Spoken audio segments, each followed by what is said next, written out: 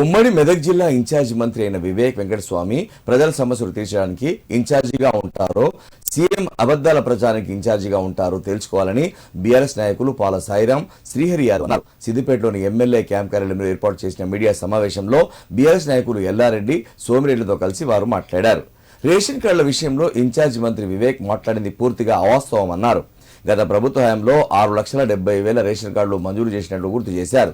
కానీ మంత్రి మాత్రం గత ప్రభుత్వం రేషన్ కార్డులు ఏమీ ఇవ్వలేదని, తామే రేషన్ కార్డు సృష్టికర్తలు అన్నట్లుగా మాట్లాడడం సరికాదన్నారు.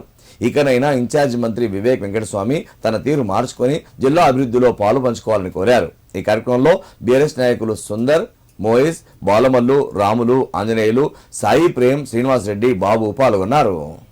మన జిల్లా ఇన్ఛార్జ్ మంత్రి వివేక్ వెంకటస్వామి గారు వచ్చి అదేదో మొత్తం ఎవరెస్ట్ శిఖరం అధిరోహించినట్టు మేము ఇన్ని లక్షల రేషన్ కార్డులు ఇన్ని కుటుంబాలకు ఇస్తామంటారు. సరే, ఇవ్వడం అది పేదలకు రేషన్ కార్డులు పంపిస్తే దాన్ని స్వాగతించే విషయం, అది ఏ ప్రభుత్వమైనా చేయాల్సింది. కానీ ఈ రేషన్ కార్డు అనే పదార్థాన్ని మేమే కనిపెట్టినాం అన్నట్టు దాన్ని ఆ రకంగా ప్రచారం చేసుకోవడాన్ని మా బీఆర్ఎస్ పార్టీ పక్షాన మన జిల్లా ఇన్ఛార్జ్ మంత్రి ఈ సందర్భంగా చేసిన కొన్ని వ్యాఖ్యలను మేము ఖండిస్తున్నాం. వారు ఏమన్నారంటే, గత 10 సంవత్సరాలుగా బీఆర్ఎస్ పార్టీ నేతృత్వంలోని, కేసీఆర్ నేతృత్వంలోని ప్రభుత్వంలో ఒక్క రేషన్ కార్డు ఇవ్వలేదన్నారు. ఇది సత్యదూరమైనది.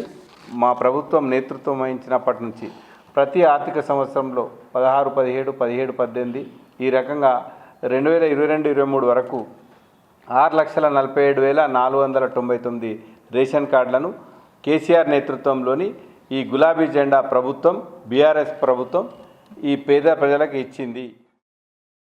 నీకు ఒక కనీసం సిద్దిపేట ప్రజల మీద మీ నాయన అయినటువంటి వెంకటస్వామి గారికి ఇక్కడ ప్రాతినిధ్యం వహించడం, ప్రజల పూర్తి మద్దతు తెలియజేసినందుకు కనీసం ప్రేమనని ఉండాలి. నీకు ఇలా 1000 పడకల ఆసుపత్రి ఎందుకు అంటావా? ఇక్కడ అవసరమా అంటావా? 95% పూర్తిగా పని, ఒక 5% నిధులు పెడితే చాలని మా గౌరవనీయులు మా ఎమ్మెల్యే గారు అడిగారు. అడిగితే 1000 పడకల హాస్పిటల్ ఎందుకు అంటారా? ఇక్కడ గిదా నీ యొక్క ఉద్దేశం? అంటే ఎంతసేపు పనులు చేయాలని తప్పని ఉండాలి కదా. ఇలా రెండోసారి వచ్చినాం. సరే, ప్రజలకు నిరంతర ప్రక్రియ ఇవన్నీ. రేషన్ కార్డులు మేము కూడా గత ప్రభుత్వంలో ఎన్నో ఇచ్చినాం. ఇది రేషన్ కార్డు ఇలా కొత్త మీరేం చేయలేదు కదా. ప్రభుత్వ పథకాల్లో చేస్తున్నప్పుడు మాట్లాడేటప్పుడు బరాబర్గా మాట్లాడాలి, క్లారిటీగా మాట్లాడాలి. ఇలా కేసీఆర్ గారు గత 10 ఏళ్ళ ప్రభుత్వంలో ఇచ్చిన సంక్షేమ పథకాన్ని ఒక్కటి కూడా చేయలేదు కదా మీరు. గదే మేము ఇచ్చిన 2,000, ఇప్పుడు గదే 2,000 ఇస్తున్నాం. పెన్షను 4,000 ఇస్తామంటారు, చేయకనే పోతీ. 4,000 వికలాంగులకు ఇస్తే 6,000 చేస్తామంటే అది చేయకనే పోతుంది, 4,000 ఉండే.